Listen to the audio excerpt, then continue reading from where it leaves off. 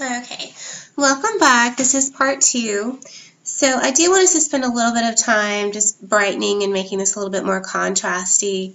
So I think I told you to go to your skin layer and make it a little bit more contrasty. Go to your background copy now and go to image adjustments. And again, please do it the way I'm showing you. And maybe select levels. And this is called a histogram, this graph. And it's got these arrows. So this black arrow controls shadows.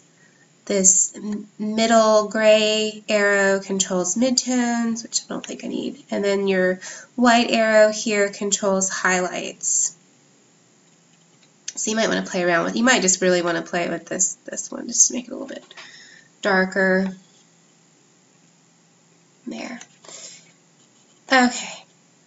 So go back to your texture layer, and what I want you to do now is we're going to go ahead and merge these 3 layers, your texture, your skin, and your background. So have your texture layer selected, and then right click, and then select merge down. Okay, and just do that again for the skin. Right click on it, merge down. So now we just are working with 2 layers. So I can show you, I can like hide it. It'll be a little bit easier to keep track of now. Now I want you to bring back that texture. So I had just minimized it, so I'm going to open it again. And we're going to play around with the eyes and make them look more like stone. So what I want you to do is select the cloning stamp, which if you go over to your toolbox, it's right here. It looks like a little rubber stamp. Click on it. Make sure you select the clone stamp, and then go over here and select. What you do is you sample a piece, so just hover the mouse over where you want to sample. Hit the Alt key and see how it changes, and then click your mouse, and so it created a selection. And move to your portrait. You might need to change the brush size a little bit. So make it something that you can see. And you actually might want to enlarge your portrait a little bit too. So I'm going to go down to my toolbox, and this is the zoom tool, the little magnifying glass here, and just sort of click and enlarge it. This hand right here allows you to kind of move it like a piece of paper on a desk. Let's see, there.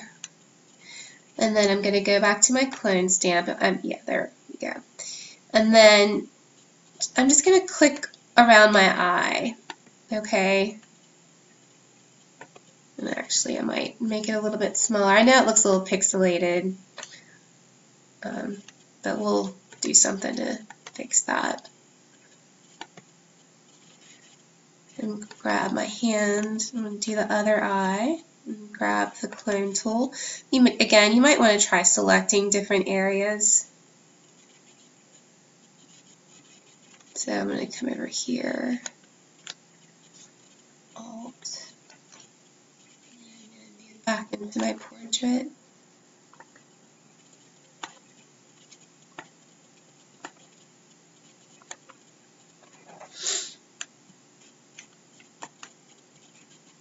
Alright. I'm going to minimize this, and I'm going to go to View, Fit on Screen, so I can see the whole thing now. And then we're just going to do a couple of other things. We're going to refine the eyes a little bit. So I want you to select your Burn tool. So this actually looks like a hand scrunched up, and I have to find, oh, here it is. So the Burn tool has the Dodge tool and the Burn tool. So the Burn tool will actually make areas darker. So select your Burn tool, go up here to the tool option bar, and maybe put your exposure to 90–80%. Again, you want to resize your brush because we're just going to go around the eye a little bit. There. And again, I find it easier to sort of zoom in to do these kinds of details. So I'm going to do that really quick. And then, here we go. So I'm just going to kind of go around and sort of darken the eye area a little bit and just kind of make it seem a little bit more, look like it has more depth.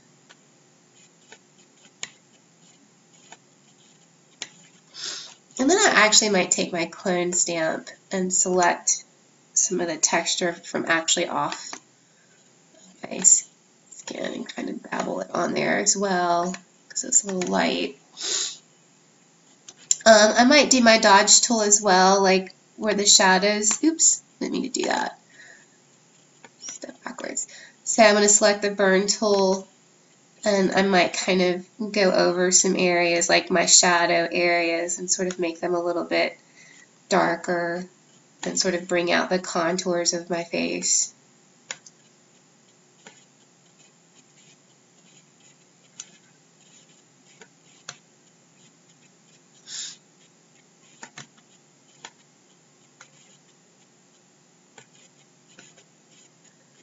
I might even go over these cracks a little bit.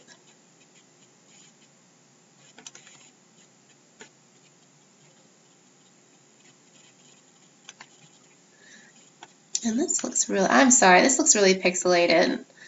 I guess the texture I picked is a little bad, but it'll still work. And you can do the same for highlight. So with the burn tool, go to that, click on the arrow in the corner, and select the dodge tool, and that does the opposite. It will actually highlight, or you can make things seem brighter. So again, just sort of play around with your brush size. I might sort of lighten the eyes just a little bit, and I have it down to about 21%. So again, this is your tool option bar right here, and so you can make that tool act different ways. So I'm affecting the highlights. You can choose to affect the shadows or midtones. And then my exposure is only 20%. It's not at 100, so it's very subtle. And then again, I might kind of bring out the highlights.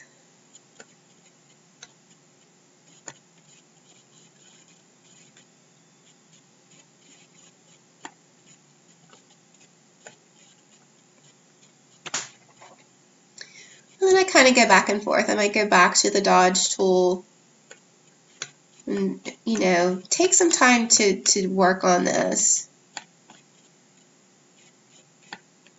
So I'm going to go back to the burn tool and maybe burn in my eyes a little bit. And then I am going to take the smudge tool, which looks like a little finger right here. There's the blur tool, the smudge tool, and the sharpen tool. So I'm going to take my smudge tool as well. I'm going to make the brush size a little bit smaller. And just kind of, just slightly, you know, smudge, just a little bit. I probably should make my brush a little bit smaller.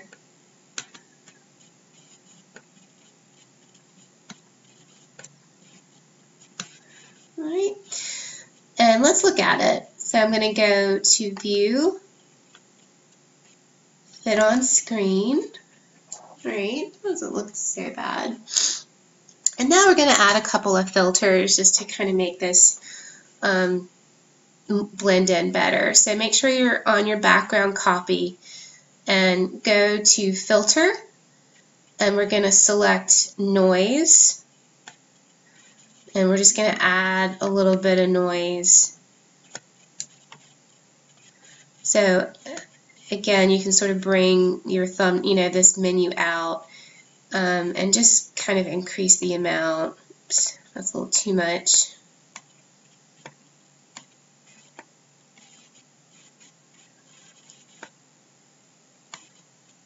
There, looks a little better.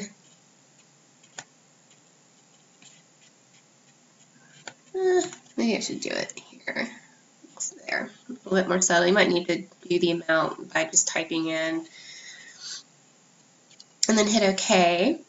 And then we're going to add another filter. So again, go to Filter and go to Sharpen. And it's called Unsharp Mask. And what this does is it sharpens just the edges of the pixels a little bit. So you have amount, radius. So change the amount. You can sort of play around with that, but it's the radius that sort of controls it. And that will probably brighten it a little bit and make it a little bit more contrasty. So I might push my amount down just a little bit. And this just kind of sharpens, it sort of darkens the pixels around the edges, so it seems a little bit more like it looks sharper. And this is good to use if you kind of have a blurry image.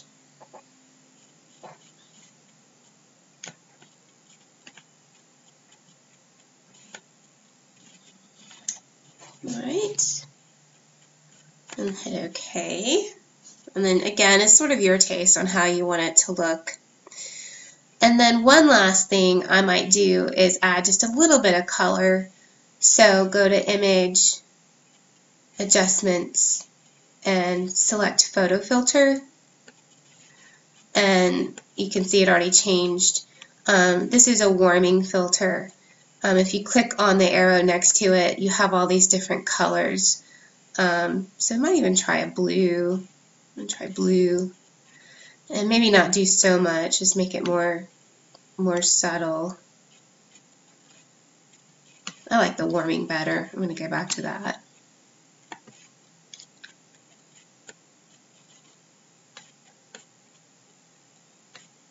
There. And then hit OK. And you're done, basically. Again, you can, if you want, you can play around with filters or see if there are other ways you can try to make this look a little bit more stone looking. But that's basically it. So make sure you save your work. So again, go to File, Save As, and then just rename it, Stone Portrait, and, save it in your individual folder in the L drive in your class period. Okay, and then you'll print it out, and I'll show you how to print it out when you're ready. And again, please just ask if you have questions. Try to go through the tutorial and rewind if you need to. And next time we will learn how to make flames. All right, thanks for your attention. Good luck. Oops, I forgot to do the before and after. That's important. So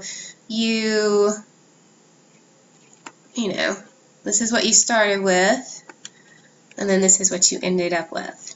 Okay? So again, good luck.